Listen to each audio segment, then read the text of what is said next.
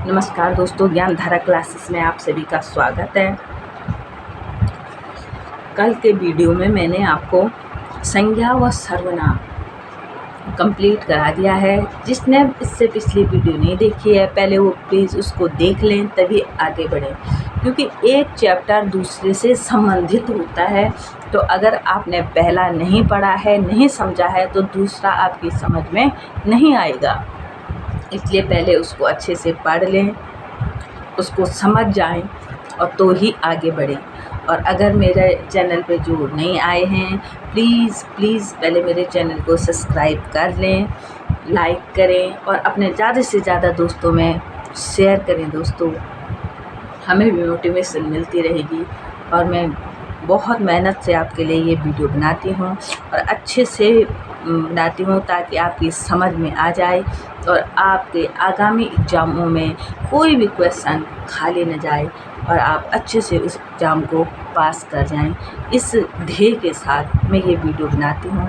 तो आप प्लीज़ मेरे चैनल को लाइक करें, ज़्यादा से ज़्यादा शेयर करें और जो नहीं आए हों मेरे चैनल को सब्सक्राइब करें।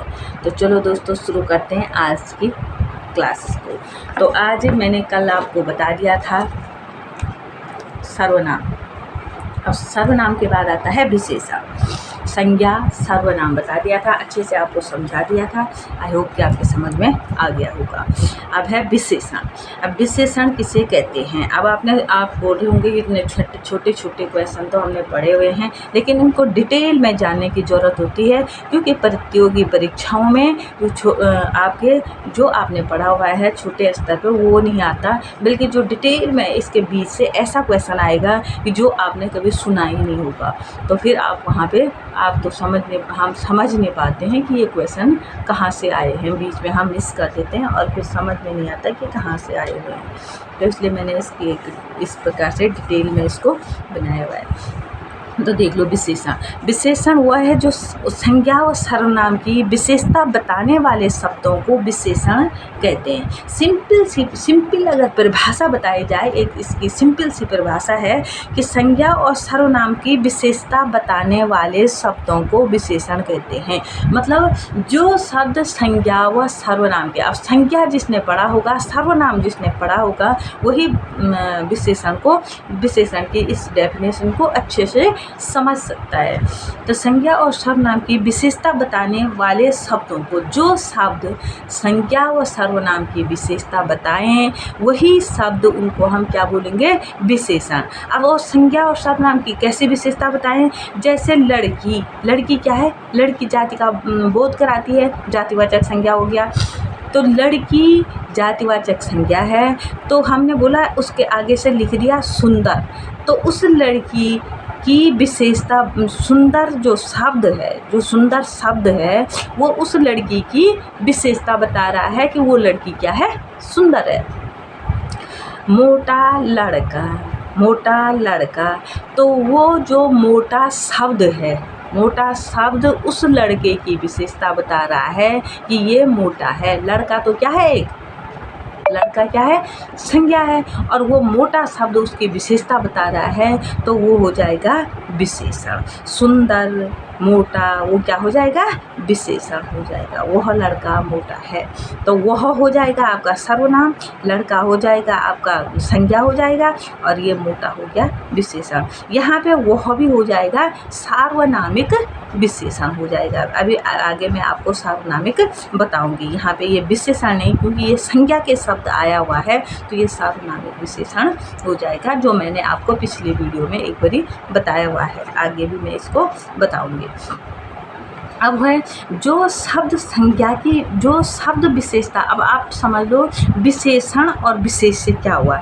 जो शब्द विशेषता बताते हैं, जिनसे लगता है कि विशेषता बता रहे हैं, जैसे सुंदर है, मोटा है, गोरा है, काला है, पतला है, दुबला है, जो ये ऐसे शब्द हैं जो विशेषता बताते हैं, वो तो होते हैं विशेषण, उनको बोलते हैं विशेषण। ये इस प्रकार से आप स्क्रीनशॉट भी ले सकते हो और नोट भी कर सकते हो दोस्तों, तो इनको ज़रूर से नोट करते रहें। और जिनकी विशेषता बताई जाती है वो हो गया विशेष्य। जैसे हमने लिखा सुंदर लड़की, की तो हम क्या बता रहे हैं, विशेषता। जिसकी विशेषता बताई जाती है वो विशेष्य हो गया। लड़की की विशेषता बता रहे हैं तो वो हो जाएगी विशेष्य, और जो शब्द विशेषता बता रहा है वो हो जाएगा विशेषण। जो शब्द विशेषता बताते हैं वो विशेषण हो जाते हैं, और जिनकी विशेषता बताई जाती है वो होते हैं विशेष्य। विशेष्य और विशेषण में आप ये अंतर कर लेना। अगला है विशेषण के भेद। कितने प्रकार के होते हैं विशेषण? विशेषण 4 प्रकार के होते हैं। विशेषण कितने प्रकार के होते हैं? 4 प्रकार के। अब संज्ञा कितने प्रकार की होती है, सर्वनाम कितने प्रकार के होते हैं, ये मैंने आपको पिछले बता दिया है। इनको लाइन वाइज याद कर देना।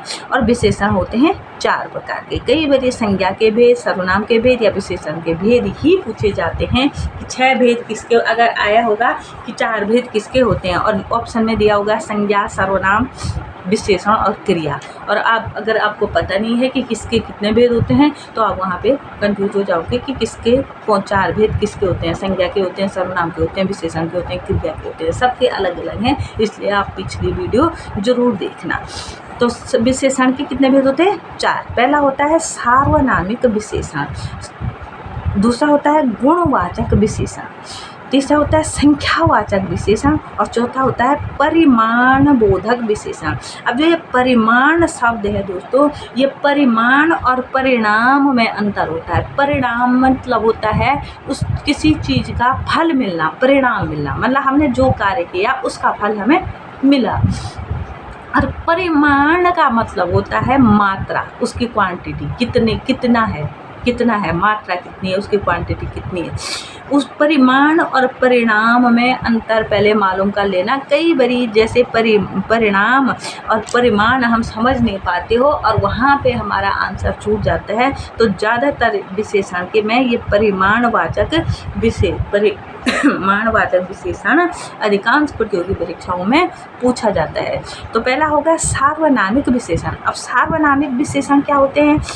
सार्वनामिक विशेषण के रूप में प्रयुक्त होने वाले सर्वनाम शब्दों को, ये मैं पिछली वीडियो में जब मैंने सर्वनाम पढ़ाया था उसमें अच्छे से समझा दिया था, फिर मैं आपको बता रही हूँ कि जो शब्द संज्ञा के आगे आते हैं, जो विशेषण के रूप में प्रयुक्त होने वाले सर्वनाम शब्द, मतलब विशेषण मैंने आपको बता दिया है, वो शब्द जो किसी संज्ञा शब्द की विशेषता बताते हैं, जो किसी संज्ञा शब्द की विशेषता बताते हैं वो होते हैं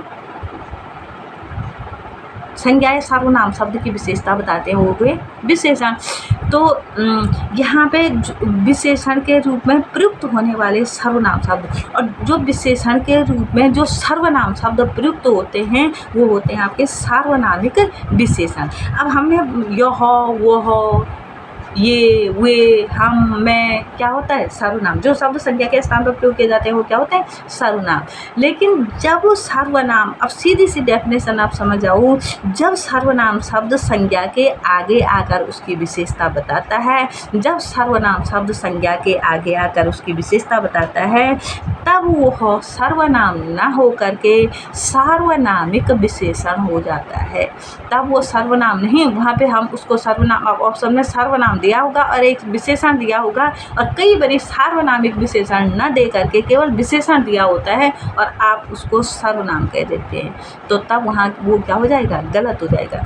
यह, जैसे यह किताब, अब किताब हो गई संज्ञा और यह हो गई सर्वनाम।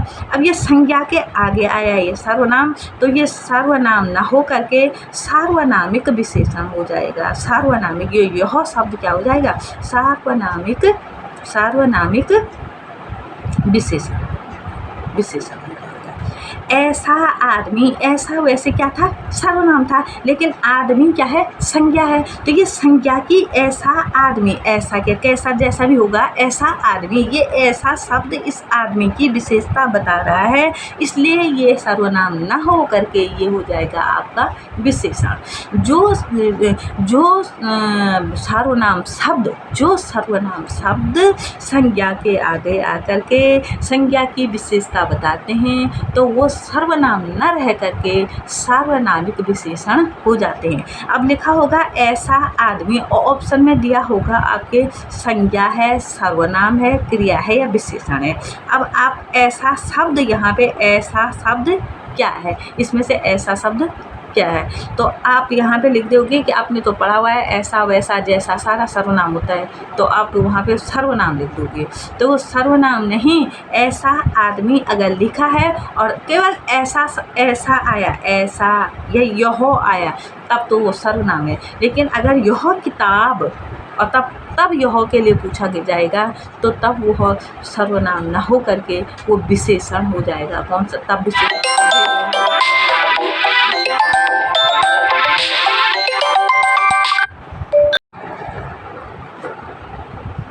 तो सार्वनामिक विशेषण क्लियर हुआ। अब अगला है इसका सर्वनाम के भेद में दूसरा है गुणवाचक विशेषण। अब गुणवाचक विशेषण क्या होता है? जो शब्द संज्ञा व सर्वनाम के गुण धर्म स्वभाव का बोध कराए। मतलब कौन सा गुण किसमें है? जो संज्ञा या सर्वनाम के, जो संज्ञा शब्द या सर्वनाम शब्द के गुण धर्म या स्वभाव का बोध कराए, तो वो हो जाएगा आपका गुणवाचक सर्वनाम। अब कैसे गुण? जैसे पतला लड़का, पतला लड़का, पतला क्या है? उसका एक गुण है। और जैसे क्रोधी स्वभाव, क्रोधी क्या है? स्वभाव। तो लंबा आदमी, लंबा क्या है? उसका गुण। तो ये हो जाएगा जो गुणवाचक विशेषण। जो शब्द, जैसे हमने बोला पतला लड़का, तो पतला इस लड़के के गुण को बता रहा है, पतला शब्द इस लड़के के गुण को बता रहा है, तो ये गुणवाचक विशेषण, ये पतला शब्द क्या हो जाएगा? गुणवाचक विशेषण हो जाएगा। जैसे हमने बोला क्रोधी आदमी, तो क्रोधी क्या है? उसका स्वभाव है, क्रोधी स्वभाव का आदमी है, तो वो हो जाएगा गुणवाचक विशेषण, गुणवाचक विशेषण। अगला हो जाएगा संख्यावाचक विशेषण। संख्या, ये तो संख्या तो शब्द से ही पता है कि संख्यावाचक, जो शब्द संज्ञा और सर्वनाम की संख्या का बोध कराए। मतलब कितने हैं? 10 हैं, 20 हैं, 40 हैं, 50 हैं, कितने हैं? जैसे 10 लड़के, तो ये तो सीधे आ जाएगा, संख्यावाचक है। 20 आदमी संख्यावाचक हो गया। तो ये हो जाएगा जो संज्ञा और सर्वनाम की संख्या का बोध कराए, तो संख्यावाचक विशेषण हो जाएगा। अगला है परिमाण बोधक। एक गुणवाचक और संज्ञावाचक तो आसान है, ये कम ही पूछा जाता है। मेन है एक सार्वनामिक विशेषण, और अगला पूछा जाता है परिमाण बोधक। परिमाण और परिणाम में हम यहाँ पे अंतर मालूम नहीं कर पाते हैं, और इसीलिए ये क्वेश्चन अक्सर क्या हो जाता है? गलत हो जाता है। तो ये और इसीलिए पूछा भी इसीलिए जाता है। तो परिमाण बोधक, जिन शब्दों से संज्ञा व सर्वनाम के परिमाण का बोध हो, उसकी मात्रा का, उसकी क्वांटिटी का। मैंने बताया ना, संज्ञा और सर्वनाम की परिमाण का बोध हो। परिमाण मैंने मात्रा बताया, मैंने किस मात्रा में है कि 10 किलो चावल ले आओ, 1 किलो सब्जी ले आओ, या बहुत सारा घी कितना है, वो उसकी मात्रा का बोध करा रहा है। तो वो हो जाएगा परिमाण वाचक विशेषण। परिमाण और परिणाम का मतलब होता है फल, तो वो परिणाम विशेषण में परिणाम नहीं बल्कि परिमाण होता है।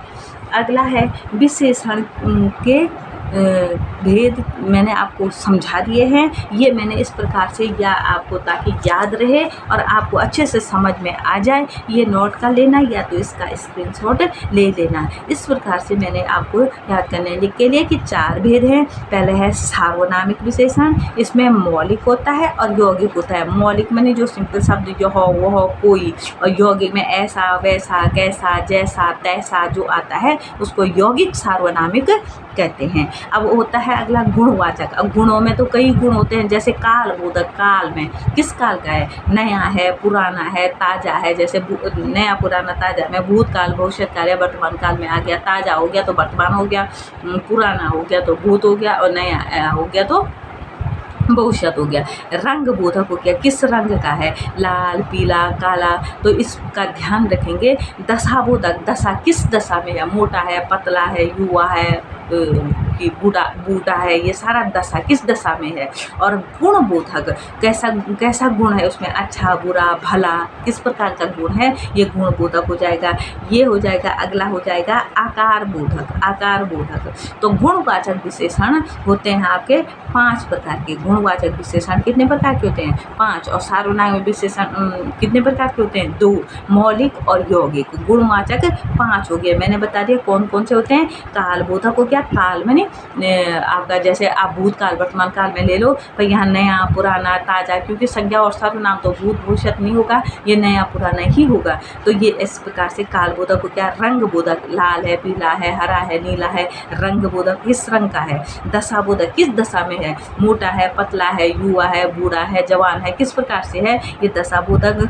गुण बोधक अच्छा बुरा भला, ये हो जाएगा आपका गुण बोधक। और आकार कैसा आकार उसको मिला है, चौकोर है, चौकोर है, गोल है, तिकोना है, कैसा है, आयताकार है, वर्गाकार है, किस प्रकार का है, ये हो जाएगा आकार बोधक।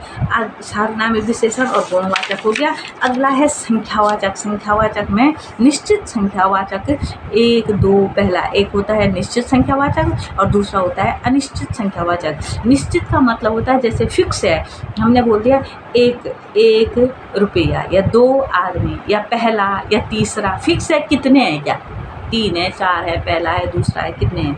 अनिश्चित अनिश्चित संख्यावाचक मतलब कुछ आदमी है, कुछ है, कितने हैं, 10 है, 5 है, ये अनिश्चित बना हुआ है। कई लोग जा रहे हैं, कई मतलब भीड़ जा रही है, अब गिने नहीं है कि कितने हैं, पर कई जा रहे हैं तो अनिश्चित है। सब कुछ है, सब कुछ, तो ये अनिश्चित संख्यावाचक विशेषण हो जाएगा। अब अगला है, मैंने आपको बताया परिमाण बोधक। परिमाण बता दिया, निश्चित परिमाण बोधक जो निश्चित हो, और दूसरा होता है अनिश्चित परिमाण बोधक। तो निश्चित में होता है जैसे बोला 10 किलो चावल ले आओ, 5 किलो आटा ले आओ, तो फिक्स आप गए और 5 किलो ले आए। लेकिन बोला कुछ ले आओ, कुछ थोड़ा बहुत ये सामान ले आओ, कुछ ले आओ, तो उसमें फिक्स नहीं है कितना, कुछ चावल ले आओ। अब आपको बताया नहीं कि 10 किलो लाए, 5 किलो लाए, अपनी मर्जी से कुछ ले आओ, तो ये थोड़ा बहुत कुछ ना कुछ, तो ये हो जाएगा अनिश्चित परिमाण बोधक। अगला है विशेषण का पद परिचय। अब मैंने पद परिचय आपको आगे के संज्ञा वाले लेसन में अच्छे से समझाया हुआ है कि किसको बोलते हैं। अगर आपने वो वीडियो नहीं देखी है, पहले उसको देख ले। अब देखो पद परिचय कैसे, जैसे हमने बोला काला कुत्ता मर गया, कुत्ते की विशेषता बता रहा था काला शब्द, तो काला शब्द क्या है, विशेषण है। कैसा विशेषण है, कैसा विशेषण है, गुणवाचक। गुण अभी मैंने आगे पढ़ाया कि कौन सा गुण है उसमें, काला उसका क्या है, गुण है। कैसा गुण है, रंग बोधक विशेषण, गुणवाचक विशेषण, गुणवाचक विशेषण है। कैसा गुण है, रंग बोधक है। किस लिंग का है, कुत्ता मर गया, तो काला कुत्ता मर गया किस लिंग का हो गया, पुल्लिंग का। कितने थे, एक था, तो एक वचन में हो जाएगा, एक था तो एक वचन में हो गया। और कुत्ता क्या है, ये काला शब्द किसकी विशेषता बता रहा है, कुत्ते की, तो कुत्ता क्या है, विशेष्य है। तो ये इस प्रकार से विशेषण का पद परिचय मैंने आपको बता दिया है। अब नेक्स्ट है दोस्तों विशेषण की तुलनावस्था। अब तुलनावस्था क्या होती है कि एक होती है मूलावस्था, दूसरी जो मध्य की बीच की होती है उत्तरावस्था, और जो लास्ट अवस्था होती है उसको बोलते हैं उत्तमा अवस्था। मूलावस्था जो मूल अवस्था में है, और तो दूसरी में गए, दूसरी स्टेप पे गए तो उत्तरावस्था, और लास्ट गए तो उत्तमा अवस्था उसको बोलते हैं। जैसे लघु शब्द है, जो मूल शब्द था लघु, तो दूसरी अवस्था में वो हो जाएगा लघुतर, और लास्ट हो जाएगा लघुतम। और उच्च शिक्षा, एक तो उच्च शिक्षा हो गई, और तब बीच में उच्चतर हो गई, और लास्ट में उच्चतम, जो लास्ट होती है उसके बाद कुछ नहीं है, तो वो हो जाएगी उच्चतम है। उच्चतम श्रेणी है, मतलब एक पहले उच्च श्रेणी का मतलब ऊंचा है, क्या वो चीज़ क्या है, ऊंची है, पहाड़ ऊंचा है। अब वह उच्चतर है, मतलब उससे भी थोड़ा आगे बढ़ के, और उच्चतम सबसे ऊंचा पहाड़ है एवरेस्ट, तो वो हो जाएगा उच्चतम। सुंदर है, हम बोलते हैं वो लड़की बहुत सुंदर है, और सुंदर तो सुंदर हो गए, सभी सुंदर होते हैं। तो दूसरा है सुंदरतर, मतलब सुंदर है क्या, मतलब बहुत सुंदर है। लेकिन जब सुंदरतम हो गया तो वो अधिक सबसे लास्ट सीमा हो गई, जिसको बोलते हैं सुंदरतम, तो उसको बोलते हैं उत्तमावस्था। जो किसी चीज़ की लास्ट एक सीमा होती है तो उसको उत्तमावस्था बोलते हैं। अब अगला बीच में आया है प्रवेशण। प्रवेशण क्या है? एक तो विशेषण हो गया और दूसरा हो गया प्रवेशण। विशेषण तो जो संज्ञा और सर्वनाम शब्दों की विशेषता बताते हैं वो विशेषण हो गए, लेकिन प्रवेशण क्या हुआ? तो जो शब्द विशेषणों की भी विशेषता बताते हैं उनको हम बोलते हैं प्रविशेषण। तो कैसे विशेषता बताते हैं? तो जैसे हमने बोला वह लड़की सुंदर है, तो वह लड़की सुंदर है, तो सुंदर तो क्या हो गया? विशेषण। उसने क्या किया? लड़की की विशेषता बताई, वह लड़की सुंदर है, तो ये तो सुंदर तो विशेषण हो गया, उसने लड़की की सुंदरता की विशेषता बताई। लेकिन बहुत सुंदर है, जब उसकी बहुत लिखा तो बहुत शब्द क्या हो गया? बहुत ने उस सुंदर की भी विशेषता बताई, उस बहुत ने सुंदर की भी विशेषता बताई, तो ये हो जाएगा प्रविशेषण। प्रविशेषण हो जाएगा।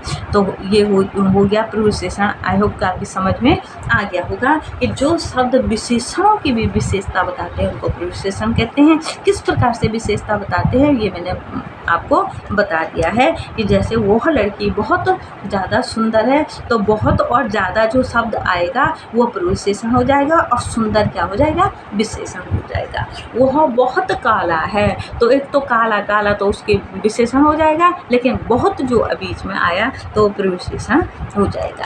नेक्स्ट चैप्टर है दोस्तों क्रिया। जिस शब्द से किसी कार्य का करना या होना पाया जाए उसे क्रिया कहते हैं। जिस शब्द से किसी कार्य का करना या होना पाया जाए उसे क्रिया कहते हैं। कैसे? ऐसे शब्द कि हमें ऐसा लगे कि कुछ हो रहा है, कुछ काम हो रहा है, कुछ ना कुछ तो हो रहा है, तो वो हो जाएगा क्रिया। जैसे खाना, मतलब कुछ खा रहा है, खाना खाया गया है। पीना, पानी पी रहा है, पीने का काम हो रहा है। दौड़ना, दौड़ने का कार्य हो रहा है। पढ़ना, पढ़ने का कार्य हो रहा है। भागना, भागने का कार्य हो रहा है।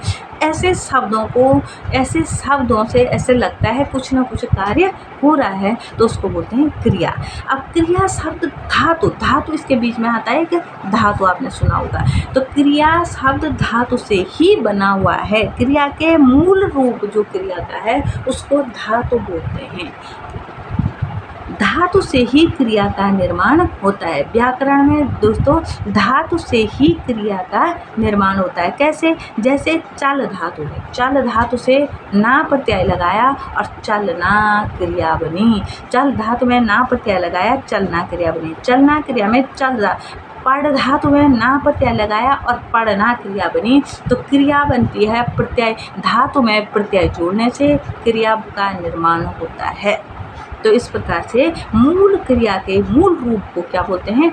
क्वेश्चन में आएगा कि क्रिया के मूल रूप को क्या बोलते हैं, तो वो क्या होती है? धातु होती है। धातु से ही क्रिया का निर्माण होता है और इसमें प्रत्यय जोड़ करके, ना जोड़ करके इसमें क्रिया बनाई जाती है। धातु में न्याय प्रत्यय जोड़ने पर क्रिया का निर्माण होता है, ये मैंने आपको पहले बता दिया। अगला है दोस्तों धातु के दो रूप होते हैं। अब पहले धातु हम समझ जाते हैं। धातु के दो रूप होते हैं। पहला है मूल धातु। मूल धातु जो होती है वो स्वतंत्र रहती है, अन्य शब्द पर निर्भर नहीं रहती है। जो मूल धातु होती है वो अन्य पर निर्भर नहीं रहती है। वो मतलब अन्य पर निर्भर का मतलब होता है जा। जैसे हमने केवल बोला वो घर जा रहा है, जा शब्द आया, इसके साथ जाना नहीं आया, तो ये जा शब्द।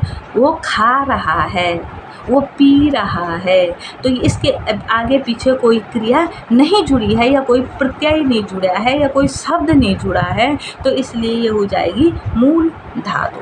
लेकिन मूल धातु पर जब ना हम शब्द जोड़ते हैं तो वो हो जाएगी जो मूल धातु में प्रत्यय लगा करके या कई धातुओं के योग से जो बनती है वो हो जाती है यौगिक धातु।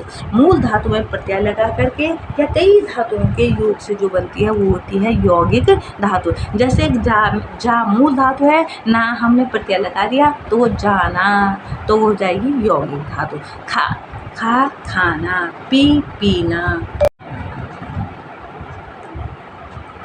तो यौगिक धातु दोस्तों मैंने आपको बता दी है, परंतु इस यौगिक धातु के भी 3 भेद होते हैं। कैसे? एक होती है प्रेरणार्थक धातु। यौगिक धातु के 3 भेद होते हैं। एक होती है प्रेरणार्थक क्रिया, यह अकर्मक व सकर्मक दोनों क्रियाओं से बनती है। जो प्रेरणार्थक क्रिया होती है यह अकर्मक भी होती है और सकर्मक भी होती है। अकर्मक और सकर्मक मैं आपको बाद में समझा दूँ। उठ धन आना, उठाना। उठ धन आना तो उठाना, ये प्रथम प्रेरणार्थक क्रिया है। जैसे उठ धन वाना, उठवाना, इसको बोलते हैं द्वितीय। आना वाना, आना हो गया प्रथम प्रेरणार्थक, और उठवाना मैंने आपको इससे पहले बताया हुआ है। उठाना और उठवाना प्रथम प्रेरणार्थक हो गई और ये द्वितीय प्रेरणार्थक हो गई उठवाना। अब दूसरा है इसका प्रेरणार्थक क्रिया के 2 भेद हो गए, यौगिक क्रिया के 3 भेद हो गया। पहला प्रेरणार्थक हो गया, दूसरा यौगिक क्रिया हो गई। यौगिक कैसे? 2 या 2 से अधिक धातुओं के मेल से जब एक क्रिया बनती है, जब 2 धातु आपस में मिलती हैं तब एक क्रिया जब बनती है तो वो यौगिक क्रिया कहलाती है। कैसे? जैसे रोना और धोना, रोना धोना, एक क्रिया हो गई रोना और दूसरी हो गई धोना।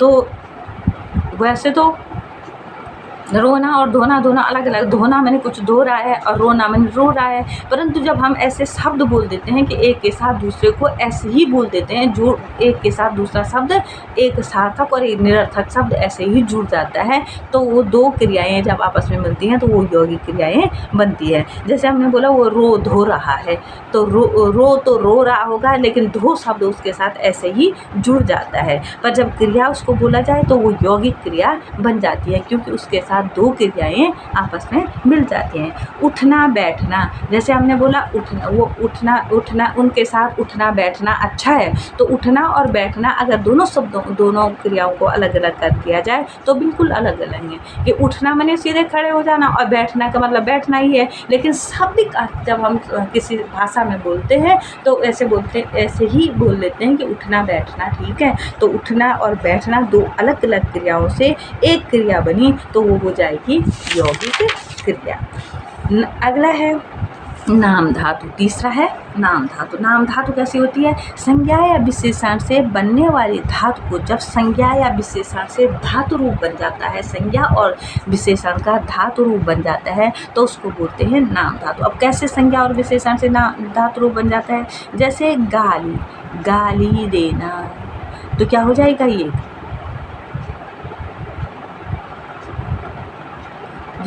जैसे गरियाना शब्द बना, गाली से गरियाना।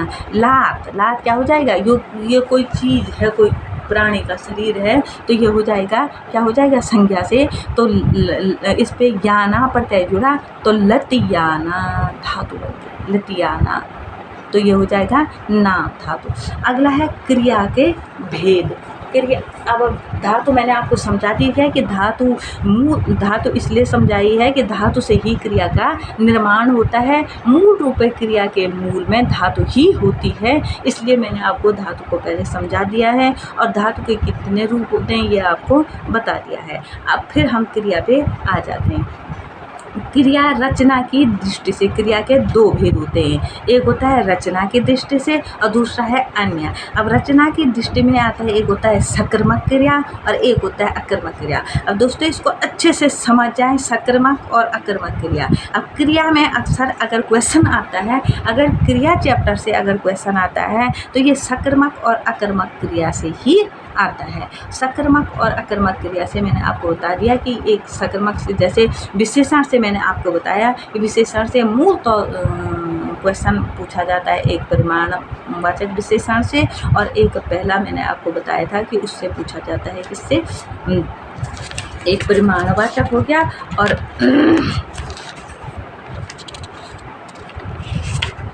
नामवाचक और संख्यावाचक को छोड़कर एक सार्वनामिक विशेषण से मैंने आपको बताया था कि एक सार्वनामिक विशेषण से पूछा जाता है और प्रमाण। वैसे ही क्रिया चैप्टर में मोस्ट ऑफ क्वेश्चन पूछे जाते हैं आकर्मक और सकर्मक से, आकर्मक और सकर्मक क्रिया से क्वेश्चन पूछे जाते हैं। तो आकर्मक क्या होती है? आकर्मक क्रिया दोस्तों वो होती है जिसके साथ कर्म फल नहीं होता है, कर्म नहीं आता है। जिस शब्द के साथ कर्म नहीं होता है वो होती है आकर्मक। अकर्मक अगर समझ में नहीं आता है तो अ माने नहीं, कर्म, तो इस प्रकार से भी अकर्मक आप इसको कर सकते हो। और सकर्मक माने है कर्म जिसके साथ सकर्मक हो जाएगा। तो अकर्मक का मतलब क्रिया के साथ कर्म नहीं होता है। जैसे राधा रोती है, राधा रोती है, राधा क्या हो गया? संज्ञा। और रोना उसकी क्या होगी? क्रिया है, सहायक क्रिया हो गई। तो यहाँ पे कर्म का अभाव है तो ये हो जाएगा आपका अकर्मक क्रिया। अकर्मक और सकर्मक क्रिया एक शब्द दिया होगा और उसमें लिखा होगा कि अकर्मक है कि सकर्मक है, दोनों है तो दोनों नहीं है, तो आप यहाँ पे कंफ्यूज हो जाओगे। तो राधा रोती है जिसके साथ कर्म अगर सेंटेंस दिया हुआ है और उसमें कर्म नहीं है और तो वो हो जाएगी आपकी अकर्मक क्रिया। मोहन हंसता है, मोहन हो गई संज्ञा और हंसना उसकी क्या हो गई? क्रिया हो गई। हंसना उसकी क्रिया हो गई और है उसकी सहायक क्रिया हो गई। तो कर्म का अभाव है, कर्म नहीं है, तो ये हो जाएगी अकर्मक क्रिया। असकर्मक क्रिया क्या होती है? जिसके साथ कर्म भी होता है। ऐसे सेंटेंस बना होगा तो क्रिया कर्ता भी होगा, कर्म भी होगा और क्रिया भी होगी। अब कैसे होगी देखो, राम फल खाता है, राम हो जाएगा कर्ता क्योंकि उस कर्म को करने वाला कौन है? कर्ता हो गया। तो राम फल खाता है, फल क्या हो जाएगा? कर्म। फल, राम फल को, देखो कर्ता ने कर्म को, राम ने फल को खाया गया, वही हुआ। सेंटेंस को आप अपने हिसाब से भी बना सकते हो तो तब आपकी समझ में आ जाएगा कि यहाँ पे क्या आया है? कर्म। जिस क्रिया के साथ कर्म आता है वो सकर्मक क्रिया होती है, जिसके साथ कर्म का अभाव होता है वो अकर्मक क्रिया होती है। अब देखो, सकर्मक व अकर्मक क्रियाओं की पहचान आप इस प्रकार से भी कर सकते हो। अब आपने अपने एक सेंटेंस दिया है राम खाता है। अब राम खाता है तो अब यहाँ पे कर्म तो दिया नहीं है, सीधे सीधे दिया नहीं है। कर्म क्या है? कर्म का अभाव है, परंतु कर्म है इसमें। आप ऐसे शब्द दिए होंगे और तब पूछा गया होगा तो आपने तो डेफिनेशन पढ़ी हुई है कि जिसमें कर्म का अभाव हो तो वो तो अकर्मक क्रिया हो गई। अब आपने राम खाता है मैं लिख दिया कि ये अकर्मक क्रिया है, ये अकर्मक क्रिया नहीं है, ये सकर्मक क्रिया है। राम खाता है यहाँ पे दिया नहीं गया है, लेकिन आप अपने से क्वेश्चन पूछ करके भी इसको कर सकते हो। कैसे? कि राम खाता है, अब खाने में कुछ ना कुछ तो खा रहा होगा, कुछ ना कुछ तो खा रहा, फल खा रहा होगा, भोजन खा रहा होगा, कुछ ना कुछ तो खा ही रहा होगा, टॉफ़ी खा रहा होगा, चॉकलेट खा रहा होगा, कुछ तो खा रहा होगा। तो राम खा रहा है। आप अपने आप से क्या और किसको, दो शब्द हैं, क्या और किसको, प्रश्न करके भी इसका आंसर, इस प्रश्न करके भी उत्तर मिले तो, अगर आप अपने आप से प्रश्न करें और उसका उत्तर मिले तो क्या हो जाएगा? सकर्मक, और ना मिले तो अकर्मक हो जाएगा। अब आपने वहाँ पे सेंटेंस दिया हुआ है राम खाता है, राम, हमने क्या क्वेश्चन करना है? क्या या किसको? राम क्या खाता है। अब हमने अपने ही मन में बोल दिया राम फल खाता है, तो हमें आंसर मिल गया, इसका उत्तर मिल गया। फल खा रहा होगा, भोजन खा रहा होगा, कुछ ना कुछ खा ही रहा होगा। राम फल खाता है, तो ये हो जाएगा सकर्मक क्रिया। अब हो जाएगा अकर्मक क्रिया। कैसे? मोहन हंसता है, मोहन हंसता है। मोहन, हमने बोला अपने आपसे क्वेश्चन किया मोहन क्या हंसता है, तो क्या हंसता है? क्या के लिए तो कोई आंसर ही नहीं है, वो तो केवल हंसना हुआ। मोहन रोता है, क्या रोता है मोहन? उसके लिए तो कर्म है ही नहीं कहीं, तो वो हो जाएगा अकर्मक क्रिया। कई बारी ऐसे शब्द दिए होते हैं कर्म बीच में लिखा नहीं होगा, लेकिन इसको आप सकर्मक और अकर्मक में कैसे डिवाइड करोगे? तो आप क्या और किसको प्रश्न करके अगर जवाब मिले तो सकर्मक और ना मिले तो अकर्मक क्रिया होती है। अब अगला है दोस्तों अन्य क्रिया, सकर्मक और अकर्मक। आई होप कि आपको अच्छे से समझ में आ गया होगा। अब है अन्य क्रिया। अन्य कैसी होती है? पहली है सहायक क्रिया। अन्य में ये 5 में आ जाते हैं। एक होती है सहायक क्रिया। मैंने सहायक क्रिया बीच में आपको कई बार बताया भी है कि ये इसकी सहायक क्रिया है। अब सहायक कैसे होती है? मुख्य क्रिया के साथ आकर के उसके अर्थ को जब एक क्रिया मुख्य जो क्रिया है उसके साथ आकर के उसके अर्थ को स्पष्ट करती है तो उसको बोलते हैं सहायक क्रिया। कैसे? जैसे मैं घर जाता हूँ, क्रिया तो है जाना, क्रिया हो गई जाना, और हूँ उसके साथ जुड़ा हुआ है तो वो हो जाएगा सहायक क्रिया। केवल वो उसके अर्थ को स्पष्ट करने के लिए हूँ शब्द जोड़ा गया है, उसके अर्थ को सेंटेंस को पूरा करने के लिए जोड़ा गया है, इसलिए वो क्या हो गया? एक सहायक क्रिया हो गया। अगला हो गया पूर्वकालिक क्रिया। इसमें दूसरा हो गया अन्य में, एक हो गया सहायक। सहायक आपके समझ में आ गया कि उसके साथ जब किसी क्रिया के साथ उसके अर्थ को स्पष्ट करने उसके अर्थ को स्पष्ट करने के लिए जब एक क्रिया जोड़ी जाती है, मुख्य क्रिया के अर्थ को स्पष्ट करने के लिए जोड़ी जाती है तो उसको बोलते हैं सहायक क्रिया। मैं घर जाता हूँ, मैंने आपको बता दिया है। मैं लिखता हूँ, क्रिया तो है लिखना, और हूँ शब्द उसके अर्थ को स्पष्ट करने के लिए जोड़ा गया है तो वो हूँ ही क्या है? सहायक क्रिया है।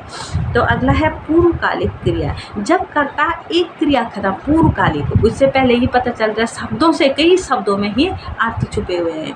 तो पूर्व माने पहले, पहले पूर्वकालिक माने पहले की गई, पूर्वकालिक शब्द का ही अर्थ है पहले की गई। जब कर्ता एक क्रिया को समाप्त करके दूसरी क्रिया करता है तो जो उससे पहली हुई क्रिया है उसको पूर्वकालिक क्रिया कहते हैं। जब कर्ता ने एक क्रिया खत्म की और तुरंत दूसरी शुरू की तो जब उस पहली क्रिया को हम बोलते हैं पूर्वकालिक क्रिया। कैसे? राम, अब हमने बोला राम ने भोजन किया और फिर सो गया, तो दो अलग अलग सेंटेंस हैं, तो हम इसको ऐसे भी जोड़ सकते हैं, राम भोजन करके सो गया। तो भोजन करना उसकी पहली क्रिया थी और सोना उसकी दूसरी क्रिया थी। पहले उसने भोजन किया और फिर सो गया। पहली क्रिया थी भोजन करके और दूसरी थी सो गया। तो जो पहली है वो हो जाएगी पूर्वकालिक क्रिया, जो पहली क्रिया थी वो हो जाएगी। अगली है द्विक्रमक क्रिया। द्विक्रमक से ही शब्दों से मैंने बताया कि कई बारी अगर कंफ्यूजन हो तो शब्दों में ही उनके अर्थ छुपे हुए हैं। द्विक्रमक, द्वि मैंने दो, कर्मक मैंने कर्म हो, जिसके दो कर्म हैं, जिस क्रिया के दो कर्म हो उसको बोलते हैं द्विक्रमक। दो कर्म है जिसके, उसको बोलते हैं द्विक्रमक। कैसे? अध्यापक ने छात्रों को हिंदी पढ़ाई। अध्यापक हो गया, यहाँ पे संज्ञा हो गया, अध्यापक ने कर्ता हो गया, कार्य के करने वाले को कर्ता कहते हैं। अब कर्म दो हो गए, छात्रों को, कर्ता ने कर्म को। जब मैं कारक आपको पढ़ाऊंगी तो उनके चिन्ह से आपको पता लग जाएगा कि कैसे ये आ रहा है। अध्यापक ने छात्रों को हिंदी पढ़ाई। अब एक क्रिया तो हो गई, एक तो हो गई कर्म छात्रों को, छात्र, और दूसरा कर्म हो गया हिंदी। एक और दो कर्म एक साथ आए, पढ़ाना उनकी क्या है? क्रिया है। अध्यापक कर्ता हो गया, पढ़ाना उसकी क्रिया होगी, और कर्म आया यहाँ पे क्या? छात्रों और हिंदी, दो कर्म एक साथ आ गए तो ये हो जाएगी द्विक्रमक क्रिया। अगली है संयुक्त क्रिया। संयुक्त किसे कहते हैं? दो क्रियाओं के संयोग से बनी क्रियाओं को, जब दो क्रियाएं एक साथ आती हैं तब हम उसको बोलते हैं संयुक्त क्रिया। वह खाने लगा, खाना और लगा, दो क्रिया एक साथ आई तो ये तब मिल करके एक शब्द बना तो ये हो जाएगी संयुक्त क्रिया। अब अगला है नाम बोधक क्रिया। दोस्तों मैं वीडियो को इसलिए जल्दी बोल रही हूँ कि वीडियो नहीं तो बहुत लंबी हो जाती हैं और आप सुनते फिर उसको बोर होकर बीच में बंद कर दोगे। नाम बोधक क्रिया, इसको मैं फटाफट, ये चैप्टर काफ़ी लंबे हैं, इसको फटाफट खत्म कर दूँगा जल्दी से। नाम बोधक क्रिया, संज्ञा अथवा विशेषण के साथ क्रिया जुड़ने से, जब संज्ञा और विशेषण के साथ क्रिया जुड़ जाती है तो उसको बोलते हैं नाम बोधक क्रिया। संज्ञा अथवा विशेषण, इसमें सर्वनाम नहीं आया, संज्ञा अथवा विशेषण आया। आप डेफिनेशन को अच्छे से पहले समझ जाएं। संज्ञा अथवा विशेषण के साथ जब क्रिया जुड़ जाती है तब वो होती है नामबोधक क्रिया। कैसे? जैसे लाठी, लाठी क्या है? संज्ञा है, कोई वस्तु है, तो उसके साथ हमने मारना क्रिया जोड़ी, लाठी मारना। तो जब लाठी मारना, मारना तो क्रिया हो गई और लाठी हो गई आपकी संज्ञा हो गई। कोई वस्तु है तो संज्ञा है, तो ये हो जाएगा लाठी मारना, ये हो जाएगी आपकी नामबोधक क्रिया। नेक्स्ट है आपका छठवां क्रियार्थक क्रिया। जब कोई क्रिया संज्ञा की भांति, जब कोई क्रियार्थक क्रिया, जब कोई क्रिया संज्ञा की भांति व्यवहार में आती है तो उसको क्रियार्थक क्रिया कहते हैं। जब कोई क्रिया ऐसा लगता है कि ये संज्ञा शब्द है लेकिन होती वो क्रिया है तो व्यवहार में आती है तो उसको बोलते हैं क्रियार्थक क्रिया। देखो टहलना, टहलना वैसे क्या था? क्रिया थी। जैसे दौड़ना, दौड़ना क्रिया है, भागना क्रिया है, चलना क्रिया है, पढ़ना क्रिया है। वैसे ही टहलना भी क्रिया थी, लेकिन टहलना स्वास्थ्य के लिए अच्छा है। टहलना संज्ञा की भांति व्यवहार में आया तो इसको हम बोलते हैं क्रियार्थक क्रिया। अगला है नेक्स्ट, लास्ट हो गया दोस्तों, क्रिया का पद परिचय। पद परिचय मैंने आपको पहले कितनी बार आपको बता दिया है। पहले जिन्होंने पहली वीडियो नहीं देखी है वो पिछली वीडियो ज़रूर देख लें, तो ही आपको आगे का समझ में आएगा। तो क्रिया का पद परिचय, राम ने पुस्तक पढ़ी। तो अब यहाँ पे क्रिया क्या है? क्रिया का पद परिचय लेना है हमने। क्रिया के का जो पद है उसका परिचय आपसे कराना है, मेन बात ये होती है। तो पढ़ना यहाँ पे क्या है? पढ़ी, राम ने पुस्तक पढ़ी। पढ़ना क्या है? क्रिया है। तो पढ़ी शब्द में कौन सी क्रिया है? क्रिया है यहाँ पे सकर्मक क्रिया। कैसे पता चला सकर्मक? क्योंकि इसके साथ कर्म है पुस्तक, इसके साथ पुस्तक कर्म है। मैंने अभी आपको बताया जिसके साथ कर्म हो तो वो सकर्मक, जिसके साथ कर्म ना हो तो वो अकर्मक। तो यहाँ पे कर्म है पुस्तक, तो ये सकर्मक क्रिया हो गई। लिंग क्या है? पढ़ी, पढ़ी, पढ़ा होता तो पुल्लिंग और पढ़ी है तो स्त्रीलिंग। कितनी पुस्तकें पढ़ी? एक, तो एक वचन हो जाएगा। और कब पढ़ी? वर्तमान में, भूत में, सामान्य भूत में। कभी अभी पढ़ी, अभी हो जाएगा तो सामान्य भूत हो जाएगा। तो अभी पढ़ी तो ये काल किस काल में? वर्तमान काल में नहीं है। तो पढ़ी लिखा है तो पढ़ी मतलब पढ़ ली, क्या अभी पढ़ी लेकिन पढ़ ली है, पढ़ के वो हो गया। तो ये हो जाएगा आपका भूतकाल। लेकिन भूतकाल बहुत पहले पढ़ी होगी, ऐसा होता तो वो पूरा ही भूतकाल हो जाता है। लेकिन इसको हम बोलेंगे सामान्य भूतकाल हो जाएगा। आई होप दोस्तों आपको बहुत वीडियो अच्छी लगी होगी। तो अगर अच्छी लगी तो मेरी वीडियो को ज़रूर लाइक करना और अपने ज़्यादा से ज़्यादा दोस्तों में शेयर करना दोस्तों, ताकि उनको भी इसका फ़ायदा मिले। और मैं आशा करती हूँ कि कि ये वीडियो आपके आगामी परीक्षाओं में जो हिंदी के क्वेश्चन आएंगे उनको ज़रूर, हिंदी के क्वेश्चनों को हल करने में आपकी मदद करेगी और आप ज़रूर अपने प्रतियोगी परीक्षाओं में सक्सेस होंगे, ऐसी मैं आशा करती हूँ। इसके लिए आप मेरे चैनल को ज़रूर, जो नए आए हैं वो सब्सक्राइब करें और मेरे वीडियो को लाइक करें, शेयर करें अपने दोस्तों में, कमेंट करें। धन्यवाद दोस्तों। अगला मैं पढ़ाऊँगी आपको वाच्य और काल।